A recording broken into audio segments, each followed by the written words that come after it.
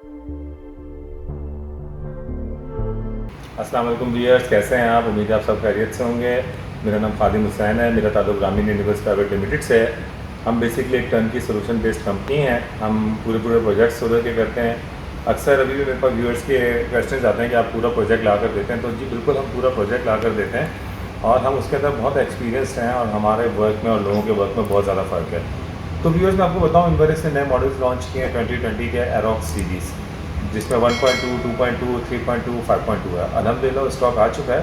आप में से किसी को भी वो स्टॉक चाहिए तो वो हमें कॉल करके अपना ऑर्डर बुक करा सकता है, हमसे आके परचेज़ कर सकता है।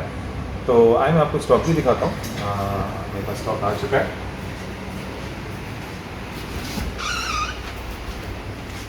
तो ये देखिए व्यूअर्स, ये 3.2 है, ये उसका 1.2 है न्यू मॉडल, और ये पीछे 5.2 पड़े हुए हैं सारे।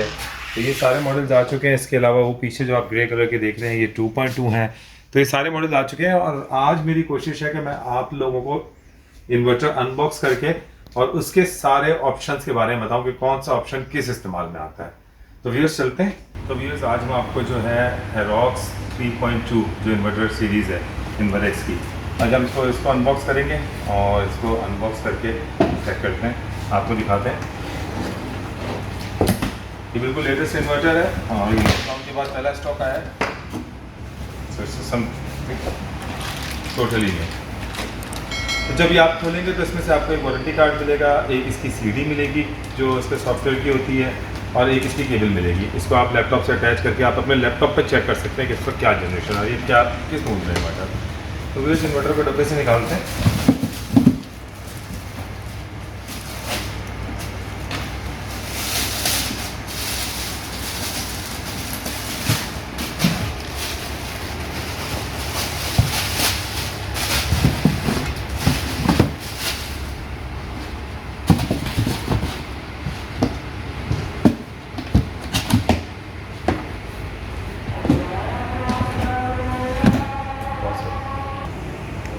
तो व्यूअर्स, मैं आपको दिखाता हूँ। ये है इन्वर्क्स का नया मॉडल 3.2 एरोक्स। माशाल्लाह से कलर काफ़ी खूबसूरत कर दिया इन्होंने। ग्रे एंड हल्का सा लाइट ग्रीनिश टाइप का कलर है ये, और काफ़ी खूबसूरत इन लोगों ने इसका लुक दिया है। अच्छा, मैं आपको बताता चलूँ कि इसके अंदर एक चीज़ एक्स्ट्रा दी है, that is called anti dust kit. ये यहाँ पर आप अगर गौर से देखें, जालियाँ दी हुई हैं, इनके पीछे एक फ़िल्टर दिया हुआ है। इस फिल्टर का काम ये है कि ये डस्ट को अंदर जाने से रोकता है, जिससे आपका इन्वर्टर ख़राब होने से बचता है। तो भैया इसको खोलते हैं और लेट्स सी।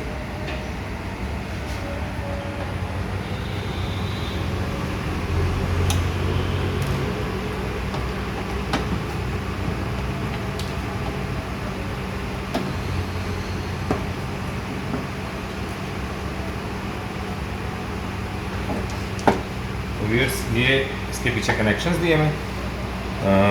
ये एसी आउटपुट दी हुई है, आप देखेंगे तो यहाँ पर लिखा हुआ भी है AC out, line and neutral. ये एसी इनपुट दी हुई है, line and neutral, and the last one is for earth. So ये आप देख रहे होंगे, लाइन से पहले अर्थ आ रहा है, तो पहला अर्थ का है, दूसरा लाइन इनपुट, तीसरा लाइन आउट न्यूट्रल इनपुट, चौथा लाइन आउटपुट और चौथा न्यूट्रल आउटपुट। और ये इसके बैटरी कनेक्शंस दिए हैं, यहाँ पर आपने बैटरी लगानी है, और ये इसके अंदर इसका सोलर चार्जर दिया हुआ है। यहाँ से आप सोलर की केबल इन करके, यहाँ सोलर की केबल इन होगी और इसके अंदर आप सोलर पीवी के जो कनेक्शन हैं वो लगा सकते हैं। तो ये इस वक्त सोलर और ये सब लगाने के लिए तो मुश्किल हो जाएगा, तो मैं आप लोगों को काम करता हूँ। मैं फ़िलहाल इस इन्वर्टर पे ऑन करके आप लोगों को इसकी सेटिंग्स सिखाता हूँ कि इसकी सेटिंग्स किस तरह, क्योंकि ये इन्वर्टर सिंगल सोर्स पे ऑन हो जाता है। हम एक काम करते हैं, हम इसको सिर्फ एसी इनपुट देते हैं, तो जो ये इन्वर्टर है आपका ऑन हो जाएगा।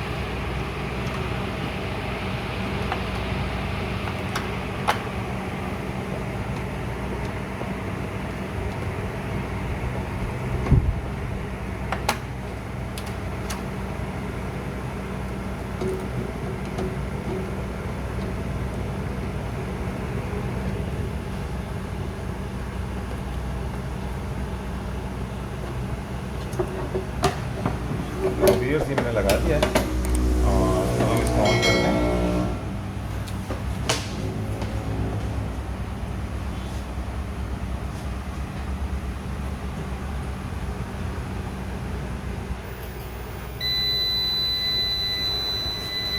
वीयर्स ये इन्वर्टर ऑन हो रहा है, it will count down for 6 seconds, इसके बाद ये स्टार्ट हो जाएगा। अब ये जो बीपी का एरर दे रहा है इसका मतलब है इसमें बैटरी नहीं है। 238 वोल्ट आ रहा है, 238 ही आउटपुट दे रहा है, लोड डायरेक्ट आपके घर को दे रहा है। तो ये इसकी सेटिंग करते हैं, ये इसकी सेटिंग का बटन है, इसको आपने दबा के रखना है for few seconds, I think so 15 second बहुत होते हैं। तो ये इस तरह ब्लिंक करने लग जाएगा। अब आपने ऊपर किया इसको, तो फर्स्ट पे USB, that is called utility solar battery. अब मैं चाहता हूँ कि जी नहीं, मेरे को पहले यूटिलिटी सोलर बैटरी नहीं चाहिए, यानी कि अगर ग्रिड होगी तो सबसे पहले यूटिलिटी को लेगा, उसके बाद अगर ग्रिड अवेलेबल नहीं है सोलर को, अगर सोलर अवेलेबल नहीं है देन बैटरी। तो मैं इसको करता हूँ नहीं जी मुझे SUB चाहिए, यानी सोलर पहले हो और सोलर के बाद अगर मिसाल के तौर पर सोलर ख़त्म हो जाता है और मेरी बैटरीज में डिस्चार्ज ना हो, उसके बाद ये टोटली यूटिलिटी से उठाने लग जाए, एंड में अगर लाइट जाए तो बैटरी। अच्छा, इसके अलावा आप चाहते हैं नहीं जी आप SBU करना, यानी सोलर पहले दिन भर चले, उसके बाद आपकी बैटरी पूरी यूटिलाइज हो, उसके बाद ये यूटिलिटी पे जाए, तो ये ऑप्शन भी मौजूद है। तो खैर जो आप ऑप्शन रखना चाहें वो आप रख सकते हैं। तो अब चलते हैं इसके अगले पे। अगला है इसका कि आपको चार्जर कितने एम्पेयर का खोलना है। तो व्यूअर्स इसके अंदर 60 एम्पेयर, 70 एम्पेयर, 80 एम्पेयर, 9 तक आप खोल सकते हैं। ये टोटल 80 एम्पेयर तक आपको दे सकता है ग्रिड और सोलर से मिला के। अब बाय डिफ़ॉल्ट इसका 60 एम्पेयर होता है, तो 60 एम्पेयर पे मैं इसको दोबारा सेट कर देता हूँ। अब हम चलते हैं आगे। ये है अप्लाइंसेस। ये किस लिए होता है यूज़र, कि मिसाल के तौर पे आपके यहाँ वोल्टेज कम आ रहे हैं और आप चाहते हैं नहीं जी ये कम वोल्टेज पे भी वर्क करे, बेशक मेरे फ़ैन ट्यूबलाइट स्लो हो जाए मगर मेरा इन्वर्टर बैकअप मूड में ना चला जाए, तो आप इसको रखेंगे अप्लाइंसेस पे। अगर आप चाहते हैं नहीं जी मेरे पास कंप्यूटर या कोई इस तरह का सेंसिटिव इक्विपमेंट है जो कि 180 या 190 वोल्ट से नीचे होंगे तो वो ख़राब होने का ख़तरा है, तो आप इसको UPS पे रखते हैं। अच्छा, बाय डिफ़ॉल्ट अप्लाइंसेस पे होता है, मैंने दोबारा अप्लाइंसेस पे कर दिया। It's simple a game of voltages कि अगर आप चाह रहे हैं कि ये 100 से 230 तक वर्क करे तो आप अप्लाइंसेस पे रखें। अगर आप चाह रहे हैं कि नहीं जी ये जो है ये 190 से 230 तक मुझे दे, उसके बाद ये बैकअप पे चला जाए ताकि मुझे मेरे वोल्टेज पूरे मिलते रहें। अब चलते हैं जी बैटरी सिलेक्शन। आपने AGM सेलेक्ट कर ली, AGM अगर आपकी ड्राई बैटरी आप AGM सेलेक्ट करेंगे। फ्लडेड सेलेक्ट करना चाहें फ्लडेड सेलेक्ट कर लें। फ्लडेड में होगा कि जो आपकी ये AGS एक्साइड वगैरह की जो पानी वाली बैटरीज आती हैं वो, या इसमें एक और ऑप्शन होता है यूज़र डिफ़ाइन।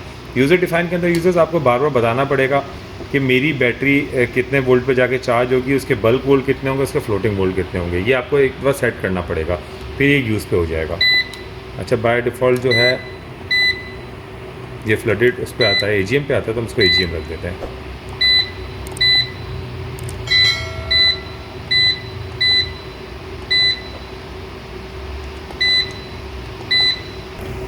तो यूज़र ये है LTD एंड इसको सेलेक्ट करते हैं LTD एंड LTD पे रखा तो आपने होगा ये कि अगर आपने इन्वर्टर पर कोई ओवरलोड डाला है तो वो एक दफ़ा बंद हो जाएगा, दोबारा खुद ब खुद स्टार्ट नहीं होगा, आप लोड कम करें इसको रीस्टार्ट कर लें।